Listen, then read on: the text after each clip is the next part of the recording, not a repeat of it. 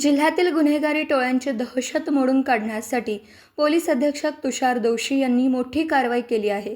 कुंडल आणि ईश्वरपूर पोलीस ठाण्याच्या हद्दीत सक्रिय असलेल्या 2 वेगवेगळ्या गुन्हेगार टोळ्यांना सांगली जिल्ह्यातून हद्दपार, तडीपार करण्याचे आदेश त्यांनी जारी केले आहेत. प्रदीप जाधव टोळी कुंडल 2 वर्षांसाठी तडीपार.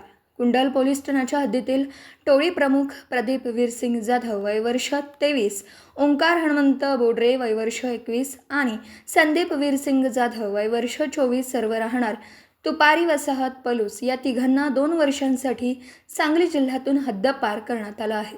या टोळीवर 2022 ते 2025 दरम्यान बलात्कार, गंभीर दुखापत करणं आणि वाहन चोरीसारखे गंभीर गुन्हे दाखल आहेत. आकाश पाटील टोळी ईश्वरपूर 3 महिन्यांसाठी तडीपार. ईश्वरपूर पोलीस ठाण्याच्या हद्दीतील टोळी प्रमुख आकाश हनुमंत पाटील वय वर्ष 24, स्वागत लक्ष्मण शिंदे वय वर्ष 22, अक्षय विकास मोरे वय वर्ष 31, आशिष हनुमंत पाटील वय वर्ष 24 आणि समीर अमीर खानजादे वय वर्ष 25 सर्व राहणार अशोकनगर, साखराळे तालुका वाळवा या 5 जणांना 3 महिन्यांसाठी जिल्ह्यातून हद्दपार करण्यात आला. या टोळीवर 2020 ते 25 दरम्यान अल्पवयीन मुलीचं अपहरण, जीवे मारण्याची धमकी, बेकायदेशीर दारू बाळगणे यांसारखे गुन्हे दाखल आहेत.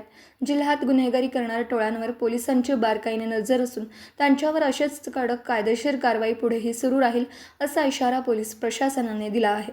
सदरची कामगिरी पोलीस अधीक्षक तुषार दोशी, अपर पोलीस अधीक्षक कल्पना बारवकर यांच्या मार्गदर्शनाखाली स्थानिक पोलीस अधिकारी व अंमलदारांच्या पथकाने केली आहे.